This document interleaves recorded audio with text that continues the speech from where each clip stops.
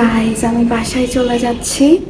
লিফটের জন্য দাঁড়ায় আছি। দাঁড়ায় থাকতে থাকতে মনে হলো একটা কথা বলি। এই পেজ থেকে আমাকে এখন পর্যন্ত 3টা জামা পাঠাইছে। আমি প্রবাবলি একটার ভিডিও করেছি, তাও একটা লং ভিডিওতে অ্যাড করেছি। আমি ওদের আলাদা করে ভিডিও বানাই দিই নাই। স্টিল ওরা থার্ড টাইম আমাকে আরেকটা ড্রেস পাঠাইছে অ্যান্ড এটা খুবই সুন্দর। এটা তোমরা নিতে পারো ওদের পেজ থেকে। ওদের পেজের নাম হচ্ছে প্যাশন ক্লোজেট। আচ্ছা, লিফট চলে আসছে।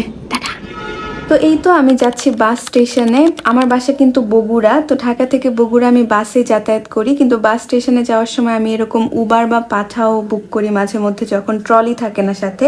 তো যেহেতু আমার ভ্যাকেশনটা মাত্র কয়েকদিনের, আমি ট্রলি ক্যারি করিনি, তাই এরকম উবারে একটা বাইক বুক করেছিলাম। আপাত দৃষ্টিতে মনে হতে পারে এটা খুবই আনকমফোর্টেবল, বাট ঢাকা শহরে সার্ভাইভ করতে গেলে অনেক কিছুই করতে হয়, তার মধ্যে উবার বা পাঠাওয়ের বাইকে চড়া অন্যতম। তো এই তো বাস কাউন্টারে বসে একটা চিকেন রোল খাচ্ছি আর ওয়েট করতেছি কখন বাস আসবে। আমাদের ফার্স্টে একটা মিনি বাসে উঠতে হয়, তারপরে গিয়ে আমরা মেইন বাসে উঠি।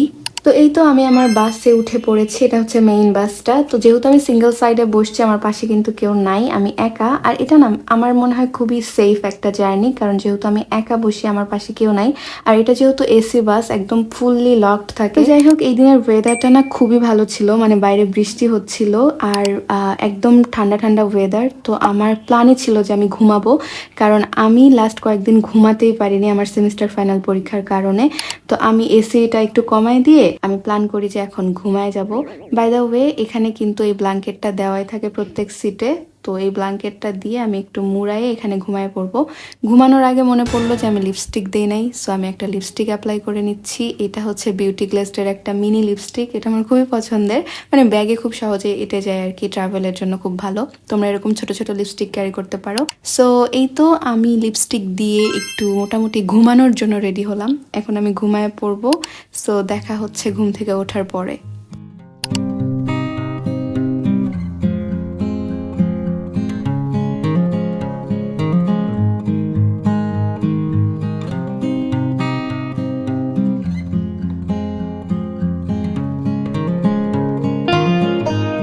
তো এরপরে আমার ঘুম ভাঙে একদম যমুনা সেতুর ওপরে এসে। যারা উত্তরবঙ্গের মানুষ আমরা, তাদের জন্য যমুনা সেতু কিন্তু বেশ একটা ভালো ইমোশনের জায়গা। তো এখানে এসে আমার সারপ্রাইজিংলি ঘুমটা ভেঙে যায়।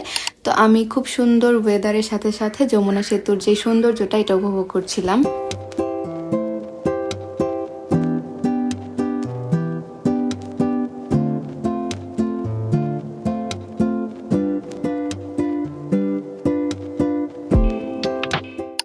আচ্ছা, এই যমুনা সেতু পার হলেই না মনে হয় যে একদম বাসার কাছাকাছি চলে আসছে, এরকম একটা ফিল দেয়। তো আমি খুব বেশি জায়গা দেখাতে পারছি না, তাহলে ভিডিওটা বোরিং হয়ে যাইতো, বাট আমি তোমাদেরকে ফুড ভিলেজ দেখাবো। এটা হচ্ছে আমাদের বগুড়ার ফুড ভিলেজ, খুবই সুন্দর একটা জায়গা। দেখার জন্য বিনীতভাবে অনুরোধ করছি। নির্ধারিত যাত্রীবিরতি 25 মিনিট, কোচের গেট সম্পূর্ণ বন্ধ থাকবে। ধন্যবাদ।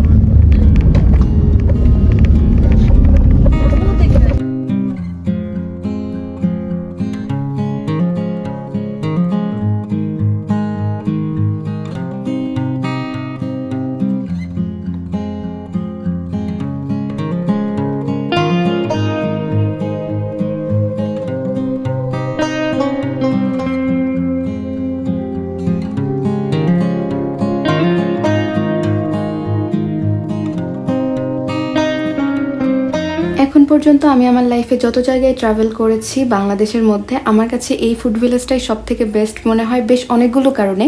ফার্স্ট অফ অল হচ্ছে হাইজিন। এখানকার হাইজিন অনেক ভালো। সবসময় ওয়াশরুমের মধ্যে একজন বা দুইজন আয়া বা খালা থাকে, যারা এগুলো কন্টিনিউয়াসলি ক্লিন করতে থাকে আর আমাদেরকে টিস্যু দেয়। আচ্ছা, এই ফুড ভিলেজ সম্পর্কে যে আমি ভালো বললাম, এটা পুরোপুরি আমার নিজের ভালো লাগা থেকে। কেউ আমাকে এই ভালো বলার জন্য কোনো টাকা পয়সা দেয় নাই ভাই, জাস্ট আমি মন থেকেই বললাম। তো এদের এখানে রেস্টুরেন্টটা যেটা আছে, এখানকার খাবারগুলো আমার মোটামুটি ভালো লাগে। তবে আমি যেটা অলওয়েজ খাই সেটা হচ্ছে ওদের এই চাটা।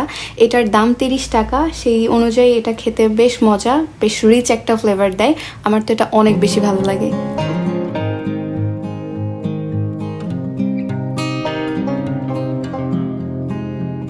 এটা যেহেতু আমাদের বগুড়ার ফুড ভিলেজ, এখানে কিন্তু দই মিষ্টি পাওয়া যায়। তো যারা আরো দূরের যাত্রী কিন্তু এখানে ব্রেক নেয়, তারা এখান থেকে দই মিষ্টি নিয়ে থাকে। কিন্তু আমি দই নেইনি, আমি এখান থেকে মিষ্টি নিয়েছিলাম আর রসমালাই নিয়েছিলাম।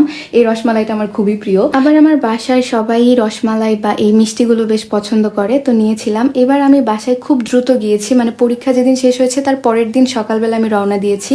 তো বাসার জন্য কিচ্ছু নিতে পারিনি, তাই লাস্ট মোমেন্টে মনে হলো এগুলো নেওয়া যেতে পারে।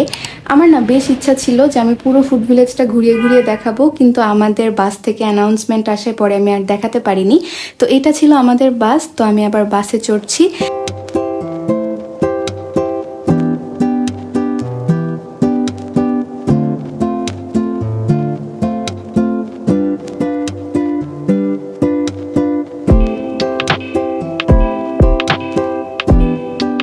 তো এই সময় বাসে ওঠার পরে দেখলাম যে আকাশটা বেশ ক্লিয়ার হয়ে গেছে আর অনেক সুন্দর রোদ উঠেছে। তো এই সময়ে তো সানস্ক্রিন রিঅ্যাপ্লাই করতে হবে, কারণ সানস্ক্রিন কয়েক ঘন্টা পর পরে রিঅ্যাপ্লাই করতে হয়, না হলে একদম ট্যান পড়ে যায় মুখে। তো আমি অ্যাপ্লাই করছি স্কিনোর এই সানস্ক্রিনটা। আমি না ফোনটা এখানে রাখতেই পারছিলাম না, মানে স্ট্যান্ড ছাড়া ফোন রাখলে যা হয়। তো ফোনটা আমি অনেক কষ্ট করে রাখার চেষ্টা করছিলাম যে আমি তোমাদেরকে দেখাবো এই সানস্ক্রিনটার ব্যাপারে। স্কিনোর এই সানস্ক্রিনটা আমার বেশ পছন্দ। এটার দাম মাত্র 390 টাকা। সেই অনুযায়ী এটা বেশ ভালো সান প্রোটেকশন দেয়। রিসেন্টলি এটা ল্যাব টেস্ট হয়ে এসেছে, মানে এটার SPF 50+, এটা একদম পরীক্ষিত। সো এটা নিঃসন্দেহে ট্রাই করা যায়। আর এটা আমার ফেসে স্যুট করেছে, তাই কোনো রিয়াকশন দেয় না। আবার হচ্ছে এটা কোনো হোয়াইট কাস্ট দেয় না, তাই বেশি পরিমাণে নিলেও কোনো প্রবলেম নেই। তোমরা দেখতেই পাচ্ছ আমি কতগুলো নিয়েছি, কিন্তু এটা আমার পুরোটা একদম ফেসে ব্লেন্ড হয়ে যাবে। এই জিনিসটা আমার খুবই ভালো লাগে। সো আমার রেকমেন্ডেশন থাকবে তোমরা একবার হলেও এই সানস্ক্রিনটা ট্রাই করে দেখো। এই সানস্ক্রিনের দাম মাত্র 390 টাকা। আর তোমরা আমার ফেসবুক পেজ আতিয়ানা থেকে অর্ডার করলে সারা বাংলাদেশে ফ্রি হোম ডেলিভারিতে পেয়ে যাবে, কারণ আমি স্কিনো ব্র্যান্ডের অফিসিয়াল ইনফ্লুয়েন্সার হিসেবে কাজ করছি। সো তোমরা কিন্তু ফ্রি ডেলিভারিতে এটা নিতে পারছো। এরপর আর কি, আমি একদমই বাসার কাছে চলে এসেছি, মানে বগুড়ার কাছাকাছি চলে আসছি। বগুড়ার মধ্যে ঢুকে পড়েছি, বাট বগুড়া শহর আরেকটু দূরে ছিল। সো বাকি ডিস্টেন্সটুকু তোমরা এনজয় করো জাস্ট ভিউ দেখে দেখে।